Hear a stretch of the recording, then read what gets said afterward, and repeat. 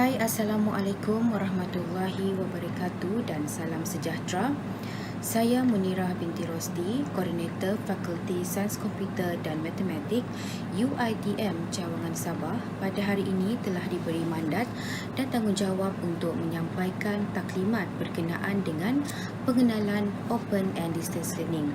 Terlebih dahulu, sebelum saya menyampaikan taklimatnya berkenaan dengan Open and Distance Learning, saya ingin mengucapkan tahniah kepada semua pelajar-pelajar baharu UiTM Cawangan Sabah kerana telah berjaya untuk menempatkan diri sebagai salah seorang mahasiswa dan mahasiswi di UiTM Cawangan Sabah walaupun dalam era yang mencabar ini di mana kita diuji dengan pandemik COVID-19 pada ketika ini.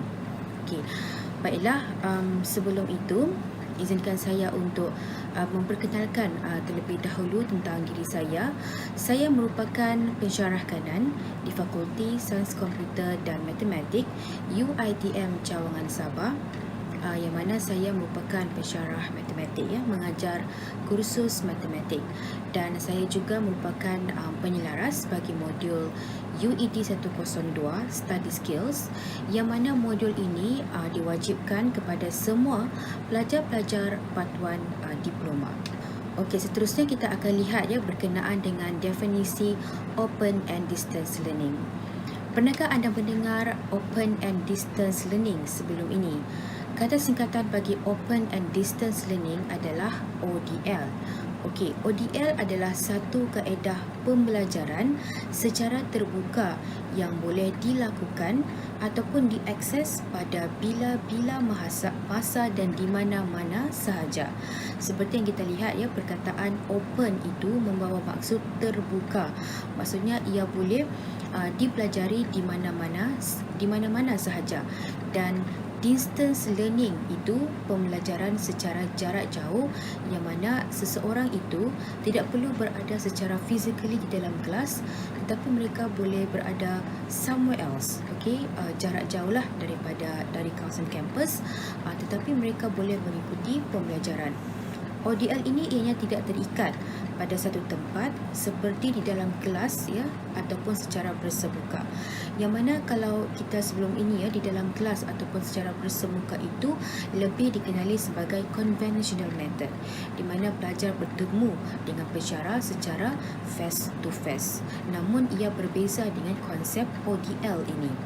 ODL menggunakan kaedah dan inovasi baharu dalam proses pengajaran dan pembelajaran untuk membantu para pelajar memperolehi ilmu dan maklumat sepanjang pengajian mereka, sama ada secara dalam talian ataupun kaedah lain yang bersesuaian.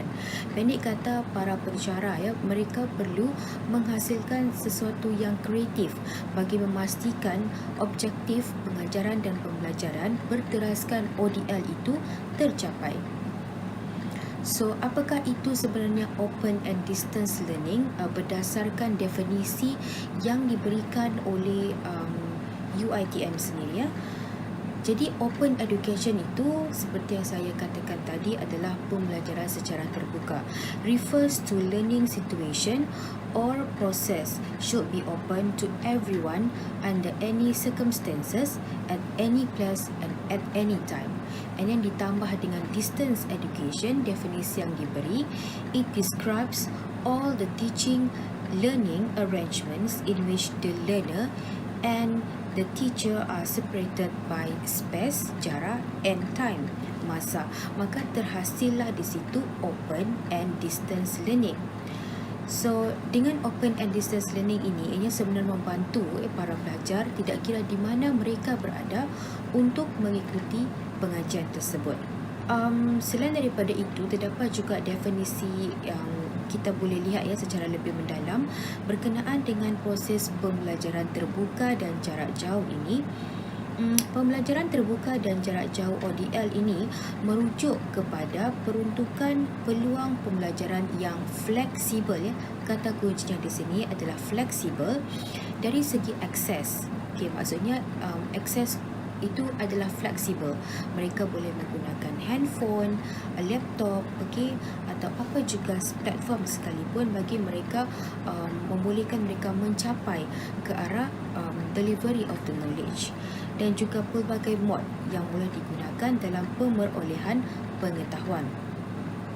Perkara pertama yang penting di sini adalah fleksibel. Flexibility bermaksud pilihan yang tersedia bagi mendapatkan pendidikan di mana sahaja, bila-bila masa dan dengan apa cara sekalipun.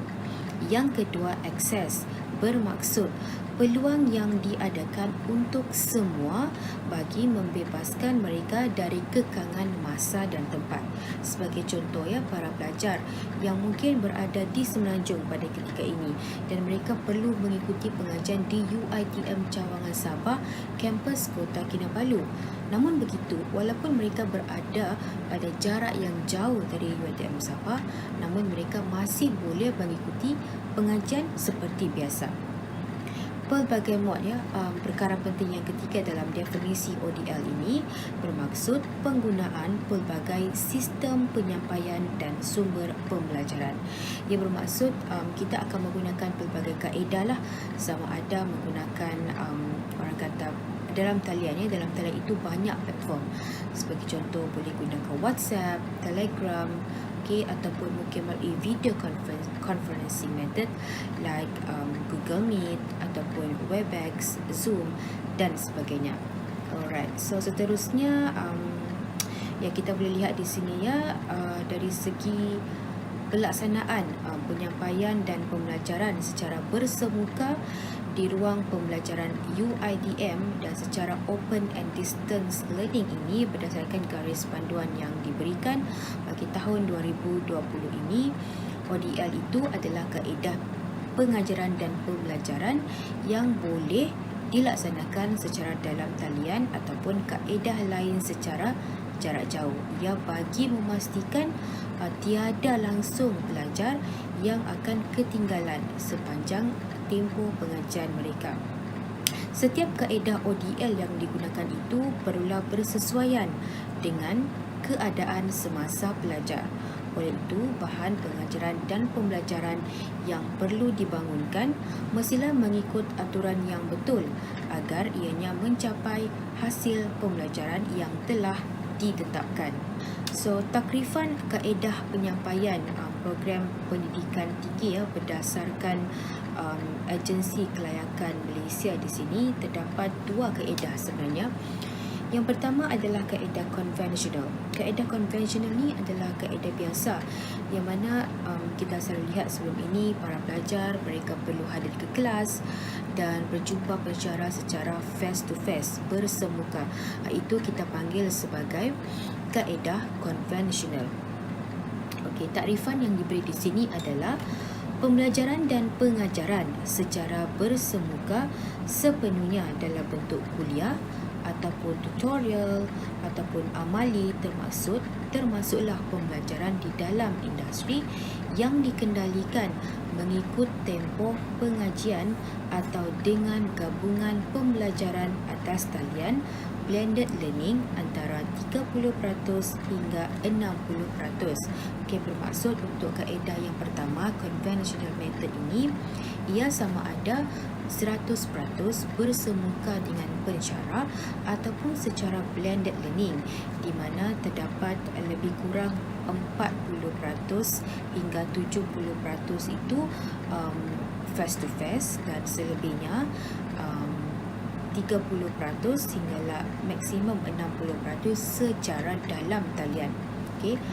Dan bagi kaedah penyampaian kategori yang kedua yang telah saya sebutkan tadi yang saya telah berikan explanation tadi, iaitu pengajian terbuka dan jarak jauh, open and distance learning, di mana konsep pengajian ini dikendalikan dengan komponen kursus yang dilaksanakan secara atas talian melebihi 60%, yang bermaksud 60% itu secara dalam talian ataupun ianya boleh dikendalikan sebanyak 100% secara dalam talian.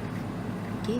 Namun begitu, sekiranya 60% itu secara dalam talian, maka selebihnya 40% itu ianya sama ada 100% secara dalam talian, ataupun sekiranya pelajar itu berada di lokasi yang tidak mempunyai talian internet langsung, maka para pensyarah boleh menggunakan kaedah yang lain selain daripada secara dalam talian, seperti mereka boleh mengepost dokumen tersebut kepada pensyarah dan menghubungi pensyarah melalui telefon ataupun SMS. Ini akan diperlihatkan semulalah oleh pensyarah sekiranya di kawasan pelajar tersebut betul-betul tidak ada langsung talian internet. Open and distance learning ini merupakan satu evolusi baru dalam proses pengajaran dan pembelajaran. Ianya bukanlah sesuatu yang mengejutkan apabila masih ramai yang beranggapan bahawa pembelajaran terbuka dan jarak jauh ataupun open distance learning ini hanyalah merujuk kepada online distance learning. Alright, itu sebenarnya konsep itu sebenarnya kurang tepat lah.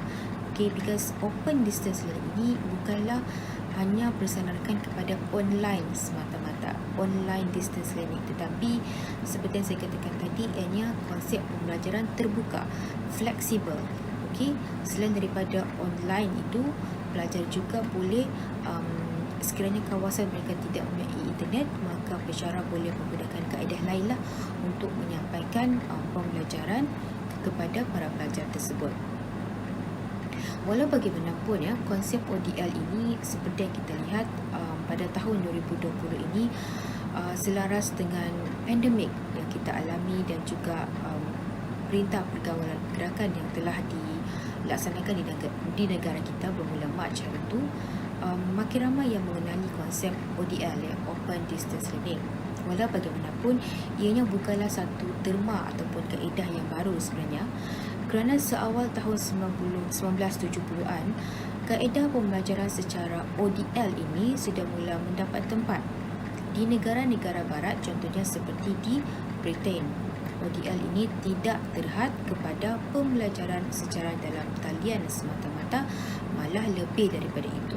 Jadi saya harap saudara-saudari sekalian, pelajar-pelajar baru yang jangan Sabah yang akan mula embark to the university journey, mungkin ialah this is your first semester, so mungkin akan ada culture shock di situ because you have to start your academic life in university through this ODL method.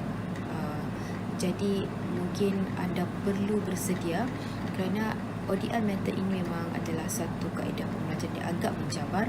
Walau bagaimanapun, saya percaya anda pasti akan dapat menempuhinya. Trend ODL ini bukanlah sesuatu yang baru di barat, apabila kewujudan ODL yang dipelopori oleh mereka juga telah menginspirasikan banyak negara untuk mengikuti jejak langkah yang proaktif ini, termasuk Malaysia. Dan kalau kita tengok tahun 2020 ini, apabila seluruh dunia telah terkesan dengan pandemik COVID-19 ini, maka dengan itu ODL merupakan kaedah pembelajaran yang paling, orang kata, priority lah untuk dilaksanakan di mana-mana negara sekalipun, kerana walaupun ada pandemik seperti ini, tetapi kita tidak harus membiarkan proses pengajaran dan pembelajaran itu terganggu. Ia akan menyebabkan anak-anak muda kita tertinggal di belakang sekiranya kita tidak meneruskan pengajian menggunakan alternatif yang lain. Maka dengan itu kaedah pengajaran dan pembelajaran secara ODL ini merupakan satu alternatif yang terbaik pada masa kini bagi memastikan proses pengajaran dan pembelajaran itu berjalan dengan lebih lancar.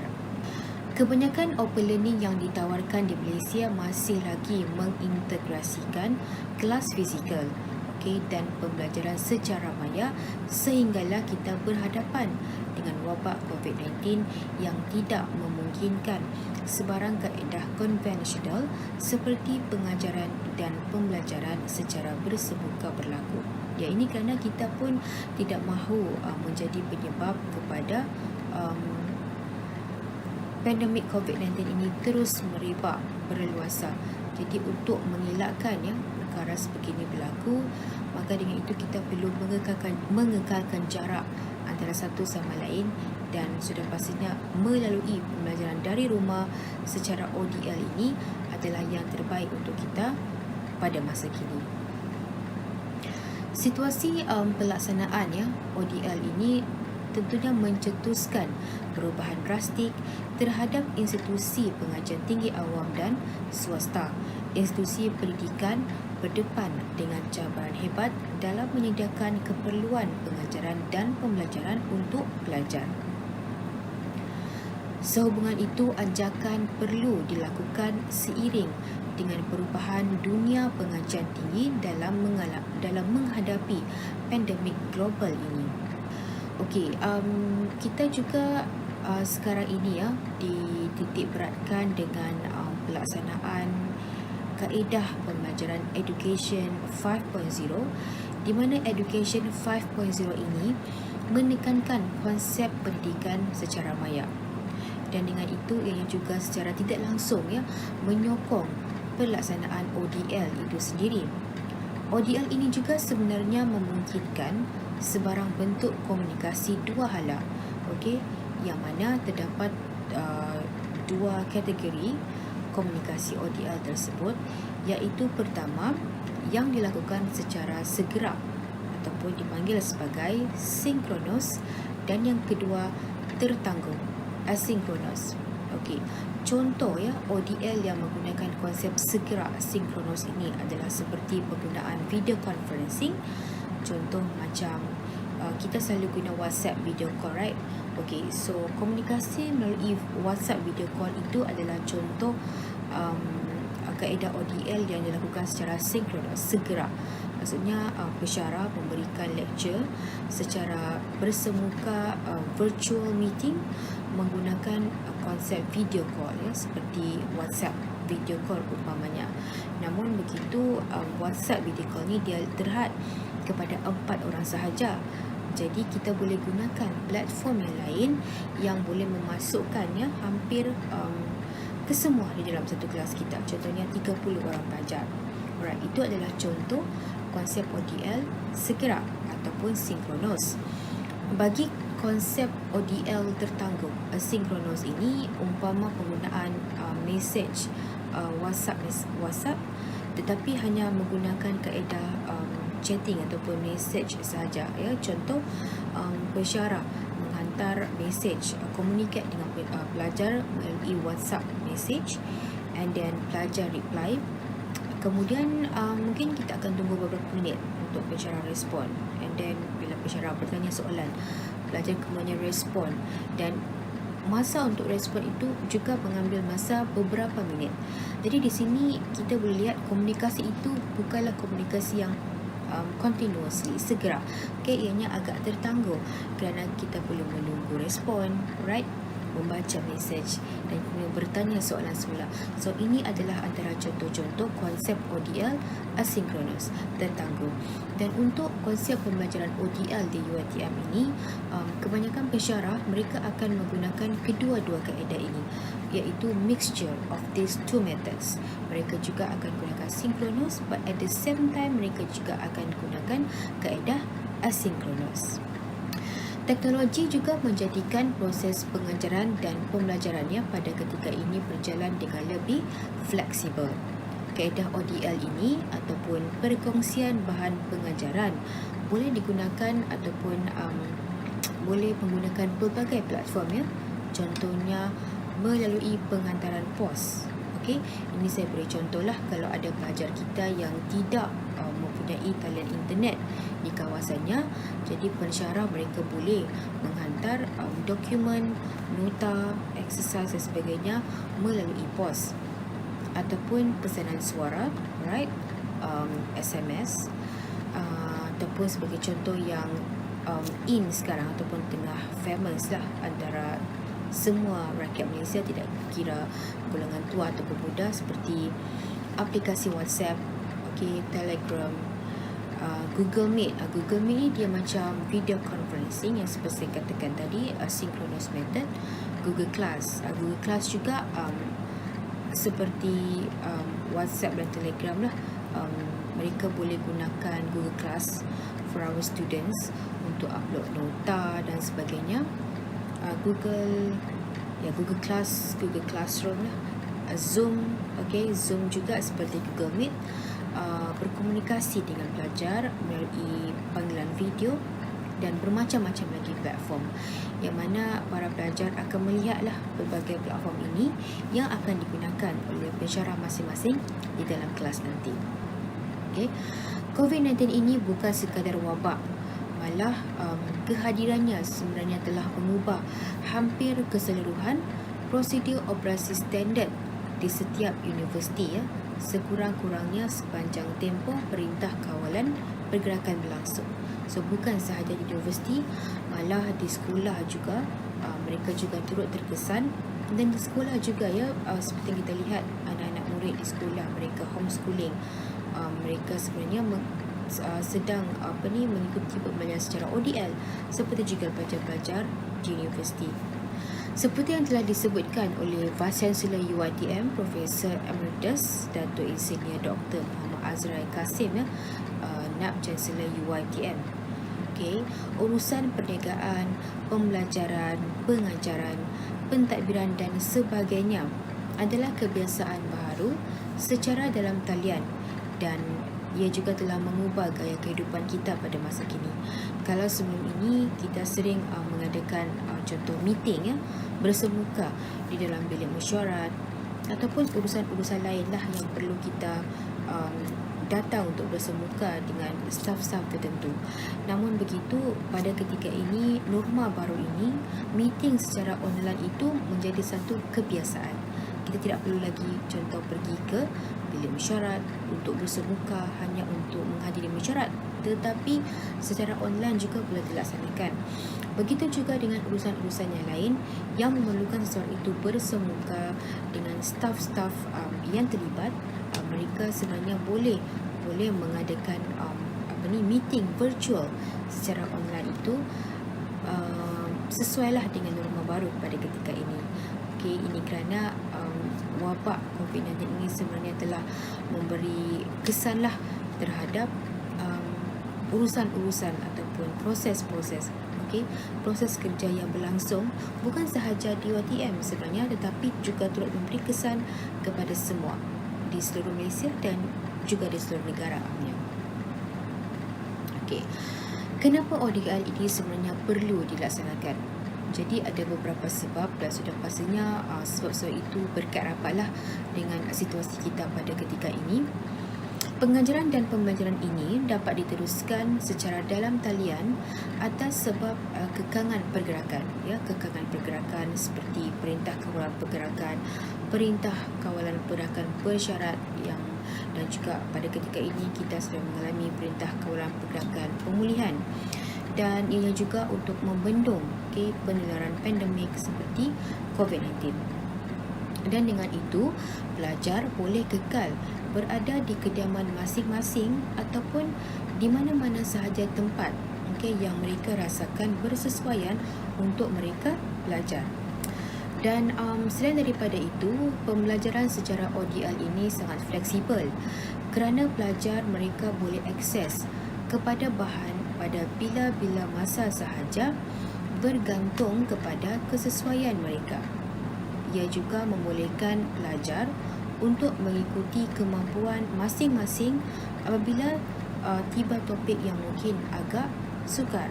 Jadi sebagai contoh lah pensyarah apabila mereka memberikan kuliah di dalam kelas, mereka dia ada dua cara. Satu, apabila mereka buat synchronous method, they do live streaming via Google Meet for example, and then they will record the video yang Google Meet tadi. So that recorded video itu boleh dikongsikan semula kepada pelajar, dan pelajar boleh replay the video many times. So sekiranya mereka tidak faham, and then that chapter is very hard for them to do, so they can replay the video many times sampai mereka betul-betul faham. So itulah salah satu kelebihan ODL ini. Dan ada juga pensyarah mereka akan menyediakan video lebih awal, pre-recorded video. So by the time dia kelas is conducted, pensyarah cuma perlu memberikan share pre-recorded video tersebut kepada pelajar, dan pelajar juga boleh replay video itu many times sampai mereka betul-betul memahami satu topik yang diberi. Ini berbeza di dalam kelas kerana di kelas pensyarah apabila mereka memberikan lecture, para pelajar mungkin tidak faham pada ketika itu dan mereka perlu bertanya dengan pensyarah kemudian. Namun dengan menggunakan konsep pre-recorded video tadi, mereka boleh mengulang tayang video tersebut berulang-ulang kali bagi memastikan mereka betul-betul memahami sesuatu topik tersebut. Ini adalah kaedah-kaedah untuk ODL ini dapat dilaksanakan dan ianya bergantung kepada kreativiti masing-masing juga. Walau bagaimanapun, walaupun ODL ini mempunyai banyak kelebihan, tetapi ia juga tetap mempunyai kekurangan. Kekangannya, bukan kekuranganlah, dia kekangan ataupun mungkin sedikit kelemahan lah bagi sesetengah pelajar. Sebagai contoh capaian internet. Apabila seseorang itu mempunyai capaian internet yang mungkin kurang memuaskan, bagi sesetengah kawasan, ianya mungkin akan disrupt sedikitlah proses pengajaran dan pembelajaran mereka.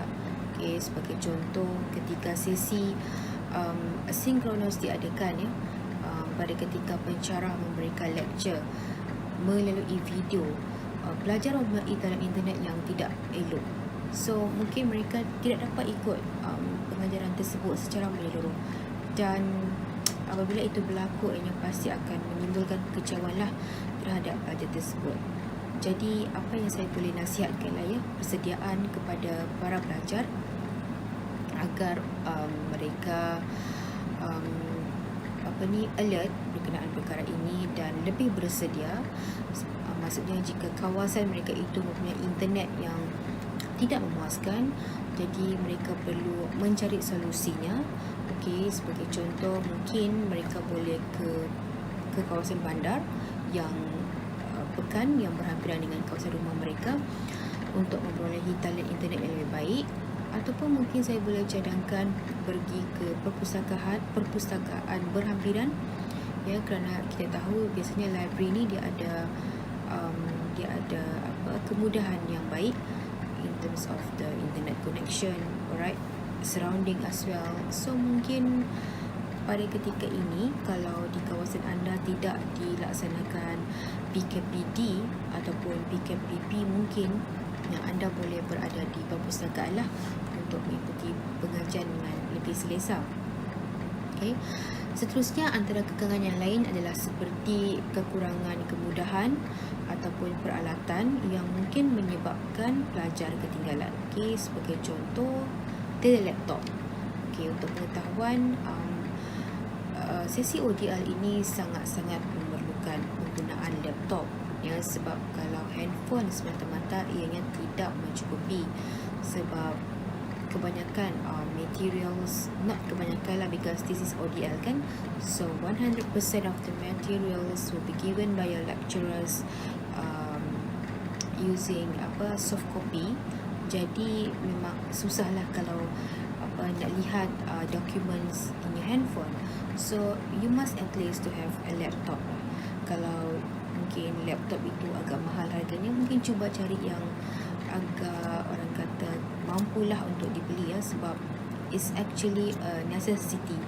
Laptop, internet adalah satu keperluan ketika pengajian ODL ini. Orang kata bukan lagi luxury ataupun bagaimana, tapi ia memang satu keperluan dan wajib dimiliki. Alright, seterusnya dari segi kesesuaian subjek tersebut. Kesesuaian subjek yang memerlukan pendekatan secara amali untuk difahami. Alright, sebagai contoh subjek dapur, sebagai contohnya ladang ataupun makmal sains. Jadi subjek-subjek ini sepatutnya perlu disalahkan secara hands on, because they need to have the technical skills. Tapi disebabkan ODL, so subjek-subjek begini tidak dapat dilaksanakan. Jadi ianya memerlukan orang kata kreativiti lah ya sebenarnya. Dari pensyarah, pelajar juga bagaimana mereka untuk memahami sesuatu subjek yang sepatutnya dipelajari secara hands-on tetapi tidak dapat kerana pelaksanaan PNP itu secara ODL. Maka dengan itu mereka perlu mencari solusinya lah. Mungkin mereka perlu melihat video-video yang berkaitan bagi membolehkan mereka lebih memahami sesuatu subjek itu. Dan selain daripada itu, suasana yang kurang kondusif untuk pembelajaran juga menjadi kekanganlah kepada pelaksanaan ODL ini. Alright, sebagai contoh, berada di rumah ya, tidak ada bilik yang privacy, and then mungkin kawasan sekeliling itu agak bising untuk anda mengikuti pengajaran dan pembelajaran.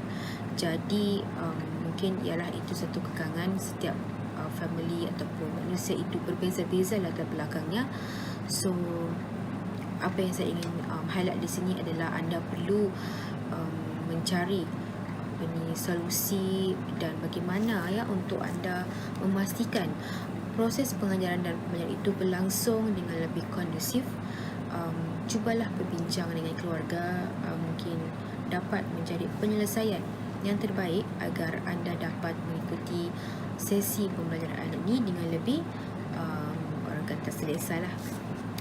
Kemudian kekangan ODL ini juga dari segi penyesuaian diri, di mana sekiranya ODL dilaksanakan ini memberi kesan kepada anda di mana anda merasakan ini adalah sesuatu yang sukar untuk dilaksanakan, maka dengan itu anda bolehlah berbincang dengan pensyarah, penasihat akademik, mentor dan juga konselor anda.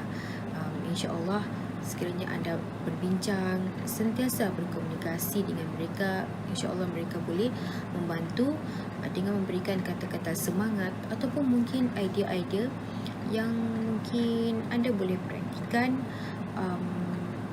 Sebab bila kita share dengan someone ni, and something yang kita sendiri tidak terfikir untuk lakukan, jadi mungkin apabila anda berkongsi kepada orang lain, insyaAllah mereka akan berikan anda idea-idea lah yang mungkin akan membantu anda mengatasi masalah yang anda hadapi sepanjang berlangsungnya pembelajaran ODL ini.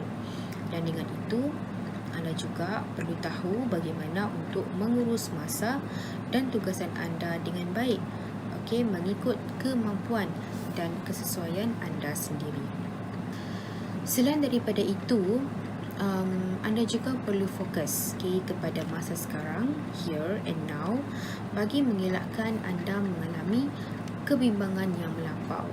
Maksudnya jangan terlalu fikirkan apa yang bakal berlaku yang mungkin sangat susah untuk dilaksanakan, tetapi fikirlah pada masa kini, sekarang ini, kerana sebenarnya apa-apa yang anda fikirkan in the future itu actually mungkin tidak akan berlaku pun, tapi perasaan itu sahaja yang membuatkannya anda berasa risau. Cuba untuk sesuaikan diri anda dengan keadaan baru ini, norma baru ini, walaupun agak sukar. Don't think too much, follow the flow. Luahkan keresahan dan kerisauan anda dengan orang yang anda selesa. Sebab kita fahamlah ketika ODL ini berlangsung, mungkin anda akan merasa keseorangan. Sebab kalau anda mengikuti pengajian secara face to face, you have friends around you in campus. So if you feel like down, you have someone to talk to. But during this ODL time, you are alone physically, even though you can WhatsApp, call, or video call with your friends, but it is not 100% when you have your friends beside you. Jadi apa yang saya boleh suggest di sini adalah mungkin cuba fikirkan yang positive side lah, sebab bukan anda sahaja seorang yang berada dalam situasi ini, tetapi juga semua orang merasai kesusahan ini. So maybe you can share your feelings with your friends yang far away from you, distance from you. share lah your feelings. So mungkin itu akan membantu untuk melegakan perasaan anda. Jika anda merasa susah hati dengan ODL ni, sentiasa komunikasi dengan pensyarah ya. Sebab ialah WhatsApp kan, WhatsApp is the best medium lah. Telegram, these two are the best platform to communicate with other people during this ODL time. Anda juga perlu janganlah usah bandingkan diri dengan orang lain. Penyesuaian diri seseorang itu sebenarnya adalah berbeza. Always love yourself and adakan me time untuk diri sendiri. Okay, baiklah, itu sahajalah pengenalan berkenaan dengan ODL, dan saya harap anda mungkin telah dapat tangkap ya apakah sebenarnya ODL ini. Right, it's open and distance learning. Maksudnya di sini kaedah penyampaian itu fleksibel lah. Tidak perlu berada di dalam bilik darjah, bilik kuliah, face to face meeting, but you can be anywhere di mana-mana, anytime. Okay, and any platform you can use, flexible in order for you to receive the knowledge, but make sure your presence is very important. Penyertaan is very important. Maksud saya di sini, your participation is very very important in ODL, because kalau you participate, bermaksud you will gain something from the lecture in class. Contoh kalau pensyarah bagi exercise to do, contoh macam maths class, so you do all the work. You tidak tahu, you tanya pensyarah. So that is one kind of participation in ODL class. Okay. Berbeza kalau you just dengar, but then you don't respond, you don't answer the exercise given. So that is not considered a participation, because we don't know what is your problem when you are in ODL class, right?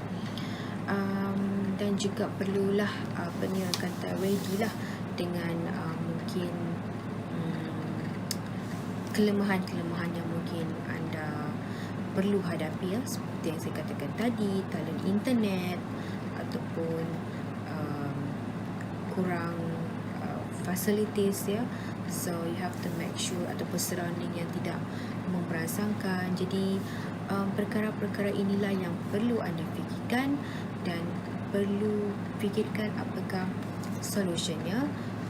Fikirkan benda-benda yang positif supaya perjalanan ODL anda itu akan lebih positif. Okay, so untuk slot seterusnya ini kita akan sambung dengan taklimat berkenaan dengan medium open and distance learning. So medium open distance learning ini basically adalah saya ingin perkenalkan kepada anda platform-platform yang digunakan ya semasa kelas ODL. Alright, kita tahu kebanyakan pelajar-pelajar universiti di Malaysia ini, realitinya mereka mengatakan bahawa online learning itu adalah satu pembelajaran yang mencabar. Okay, it's stressful with many workloads. And then kalau kita lihat di sini ya, dekat Twitter ni ada ni, dia kata these online classes are emotionally and mentally draining. I don't feel I'm learning. Nothing is sticking. I'm so unmotivated, and yet I know quitting isn't an option. I'm stuck and I'm sick of this. So memang ramailah para pelajar universiti kan, semenjak PKP ataupun ODL dia perkenalkan bermula Mac 2020 hari tu, ramai sangat yang confess. If you see in the Facebook like confession in your Facebook page tu, memang ramailah yang confess betapa mereka stress dengan ODL ni. Sampaikan ada yang rasa macam kalau mereka tidak dapat anugerah dekan ke tidak semester ini kerana ODL. Jadi itulah this is the challenges that you have to face. Lagi-lagi dengan pelajar-pelajar baru, this is your first semester, masuk universiti je terus belajar ODL. So kita perlu just maju ke depan kan. Jadi itulah saya rasa anda memang boleh, saya yakin anda boleh buat, dan anda pun kena yakin juga sebenarnya dengan diri sendiri. Okay.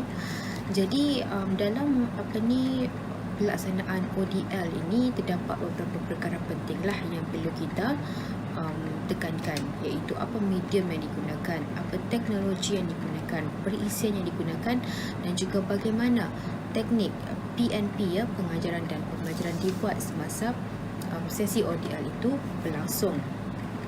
Alright, so dari segi medium ni dia ada banyak medium lah. Saya beri contoh yang famous yang selalu digunakan oleh para pensyarah bersama pelajar mereka adalah seperti Google Form, Google Meet, Google Classroom, Webex, Zoom, WhatsApp, Telegram, YouTube, Facebook, dan ada juga platform-platform yang officially created by UiTM for this kind of ODL learning, like UFuture. So I guess you're not familiar with UFuture ni because it's not like any other social media, because this UFuture is created under UiTM. And another one is Microsoft Team. Well, Microsoft Team daripada Microsoft 365, tapi untuk pelajar-pelajar UiTM anda boleh subscribe this Microsoft 365 and Microsoft Team under account student UiTM. Dan juga ada juga social media yang lain like Padlet, Quizzes, Instagram. All these are another kind of social media juga. Yang Instagram lah, for the Padlet and Quizzes tu pensyarah suka guna juga untuk kelas mereka, untuk berikan quiz yang interaktif kepada pelajar. Ini adalah antara senarai social media yang paling aktif lah digunakan oleh rakyat Malaysia bagi data Januari 2019. Yang teramai sekali menggunakan platform social media di Malaysia ini adalah penggunaan YouTube dengan 93%. This is a social network. And then for messenger apps, paling ramai menggunakan adalah WhatsApp. Ini sangat ramai guna juga, 91%. Begitu juga dengan Facebook, 91%. Right, so di sini adalah antara orang kata platform lah yang paling ramai guna.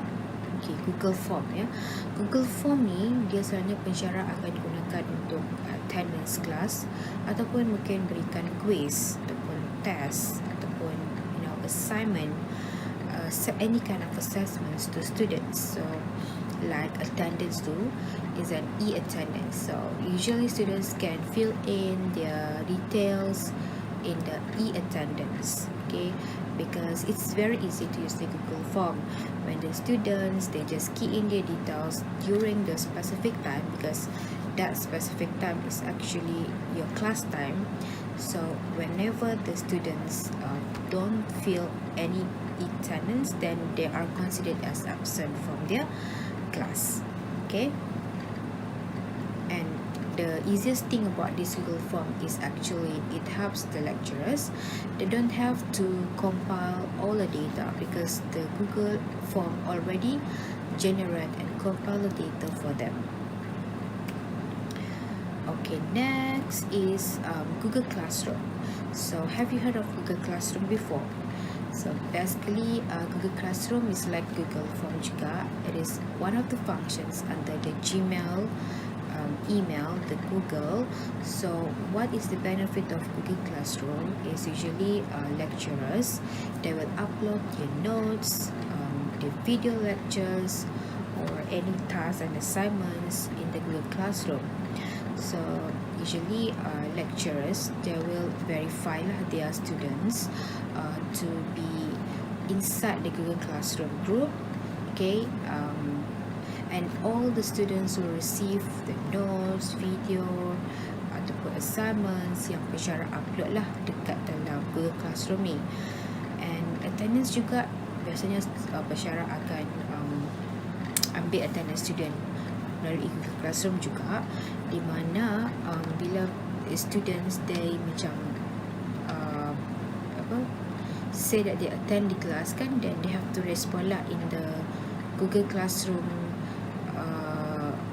Dia ada satu ruang dalam Google Classroom tu untuk beri feedback. So usually lecturers will use that function yang beri feedback tu as attendance lah for students, meaning to say kalau sudah hadir, then they will mungkin diorang akan kata sana hadir ke ataupun hantar tugasan dalam kuliah ke kepada pensyarah, then that will be considered as attend their lecturer's class.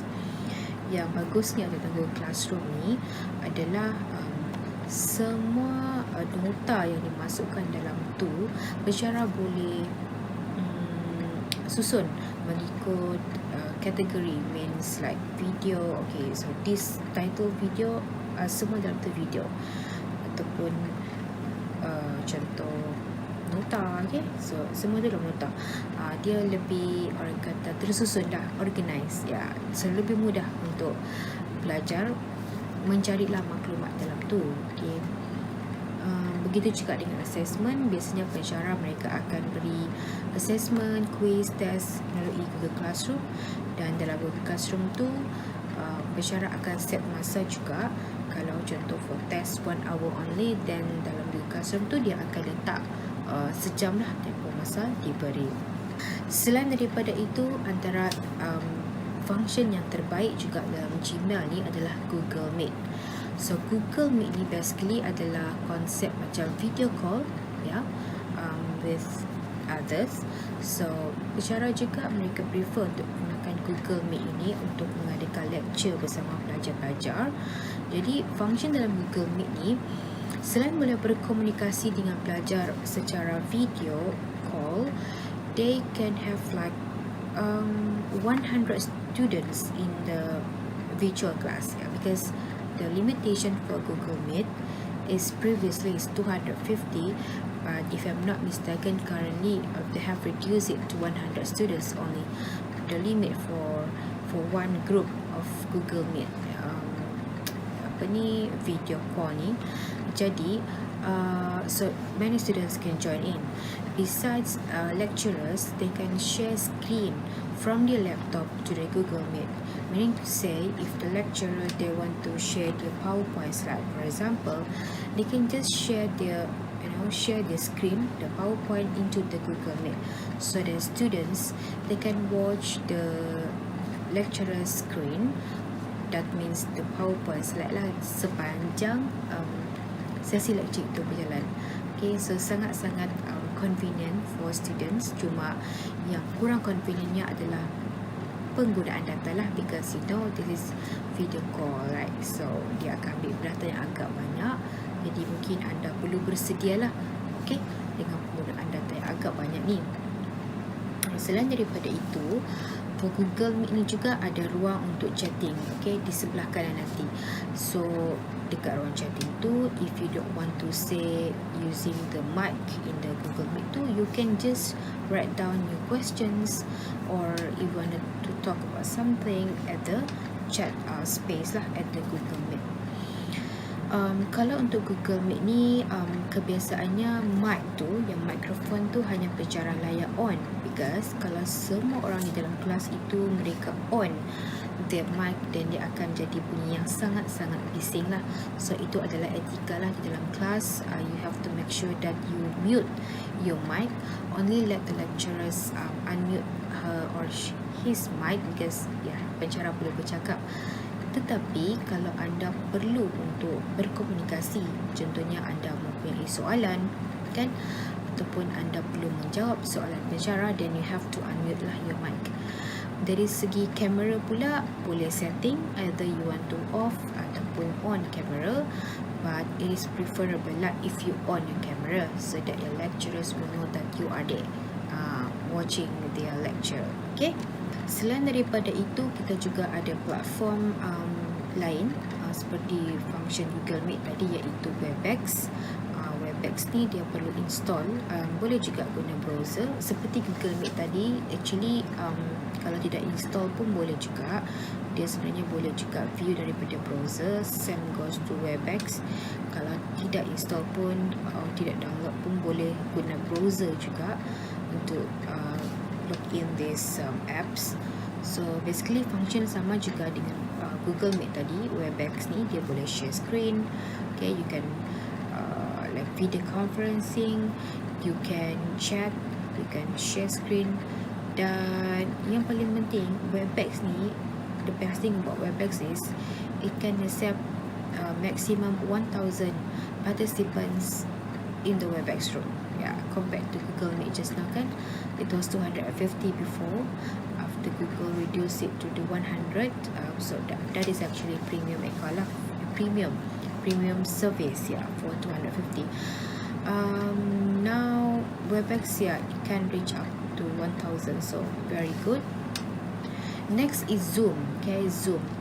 Zoom juga sama function seperti Webex dan Google Meet for video conferencing as well, live stream class with students, dan dia juga boleh share screen, boleh chatting. So basically all functions of these three famous apps ni sama. So basically tiga ni lah yang sering digunakan, tapi sebenarnya ada banyak lagi platform, tapi saya cuma introduce lah yang kebanyakan lah digunakan oleh pencara UiTM. So maybe after this you have to get ready to install ataupun explore these apps, Google Meet, Zoom and Webex for your class, okay, for your virtual class. Okay, WhatsApp juga tidak ketinggalan famousnya, because kebanyakan daripada pencara mereka akan communicate dengan pelajar melalui WhatsApp group. So I'm sure this is not a problem for you, as I'm sure most of you already installed WhatsApp in your handphone. So you just need to know your lecturer's contact number, then they will create a group for your class. So you can communicate with your students via the WhatsApp group. Same goes to Telegram. It has the same function with WhatsApp, where students can communicate with their lecturers via the Telegram group. Or usually lecturers, if they wanted to have this Telegram, they can like use either Telegram channel or Telegram group. But for communication, usually they will create a Telegram group lah, because for Telegram channel cannot communicate two-way communication kan, just one-way communication. So Telegram juga sangat bagus sebab boleh share documents dan video yang lebih besar, ya, file-file yang lebih besar berbanding dengan WhatsApp. Dia juga mempunyai kapasiti bilangan kumpulan yang lebih besar berbanding WhatsApp, dan juga boleh can share documents, right? And some lecturers, they use this Telegram to deliver like quiz, tests to students via their Telegram group. And another platform that is also famous among the UiTM lecturers are YouTube, because usually when lecturers they do this pre-recorded video that they are going to give their students, they'll upload it into YouTube, and they will give the link of YouTube to the students. So besides of your lecturers on content, you can also search for other content in the YouTube, where you can learn independently from other people's video material. So it's not necessarily to be like you need to be spoon-fed from your lecturers not only, but you can also find other resources from YouTube as well. So that is why I said YouTube also is a very, very important platform during this ODL time. Okay, another one is Facebook. Facebook is not only about having like a social media platform for you to post your status, your photo, but Facebook also sometimes is very important and is very beneficial. As for example, like if your lecturers, they create a group for your class, it's a private group. Usually they will create a private group, where dalam private group tu hanya students only join. So in Facebook ni pun usually lecturers, they will like do live video during their lecture, and then the video in the Facebook tu dia akan automatically save kan dalam Facebook. So tinggal student can orang kata boleh review balik lah video-video yang pensyarah telah up sebelum itu. So Facebook also is a very good platform lah for lecturers to conduct their ODL class. Okay, another one is Instagram, but Instagram is not really orang kata digunakan sangatlah, cuma mungkin ada pensyarah yang prefer juga lah Instagram ni, tapi I don't think so sangat ramai, tapi mungkin ada juga. But besides the class, student juga sebenarnya boleh mendapatkan knowledge lah daripada Instagram ni. Contoh macam kalau you jumpa page Instagram yang only upload about something like mathematics or something like knowledgeable, you can actually have benefit from that. Not only about people uploading your photos, the Insta live, but actually if you look at the positive part of it, you can have something positive from the Instagram. Okay, yeah, this is YouFuture. So YouFuture ni adalah platform rasmi ya, UiTM. Okay, this is an official platform for UiTM, and I'm sure most of the lecturers also use YouFuture for them to upload their notes, sharing materials like their video, pretty good video, and also attendance also in YouFuture. So basically YouFuture is the official platform of online learning ya. Previously, since we belum conduct ODL lagi, so for online learning tu YouFuture is the official platform. Jadi sebaiknya para pelajar better explore lah YouFuture ni, sebab kita pun kebanyakan pensyarah pun akan menggunakan YouFuture juga. Jadi sebaiknya para pelajar juga sebelum you start class, better you explore this YouFuture on your own lah, so that will make you easy during the ODI class later. And another one is Microsoft Team ya. Microsoft Team ni sebenarnya adalah apps daripada Microsoft, okay, whereby its function dan Microsoft Team tu sama juga seperti Google Meet, Zoom. It has video conferencing as well, and then dia juga ada function seperti chatting, sharing documents dan sebagainya. Cuma ini dia under Microsoft, and you have to have the Microsoft 365 in order to have this Microsoft Team. So saya rasa itu sahaja daripada saya, dan di kesempatan ini saya ingin mengucapkan all the best kepada anda semua para pelajar baharu UiTM Cawangan Sabah, agar dapat melayari kehidupan sebagai pelajar universiti ini dengan cemerlang, gemilang dan terbilang. Walaupun semester pertama ini anda perlu menjalani pengajaran dan pembelajaran secara ODL, tapi saya yakin insya-Allah dengan determination yang kuat, pasti anda akan berjaya dan dapat menemui kesemua ini. Marilah sama-sama kita doakan agar pandemik yang berlaku ketika ini akan dapat pulih seperti sedia kala, dan dapat bertemulah insya-Allah di masa akan datang, dan mungkin dalam jangka masa terdekat ini dapat datang secara fizikal ke kampus, bertemu dengan rakan-rakan baru, dengan para pensyarah, dan kita doakan semoga semuanya akan baik-baik sahaja, dan semoga kecemerlangan juga adalah milik anda.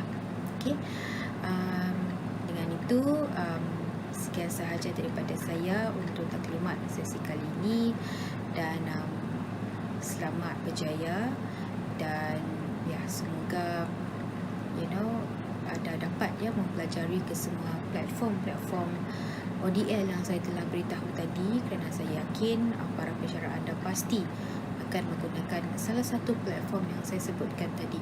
Alright, so itu sahaja. Sekian, terima kasih. Wabillahi taufiq wa hidayah. Wassalamualaikum warahmatullahi wabarakatuh.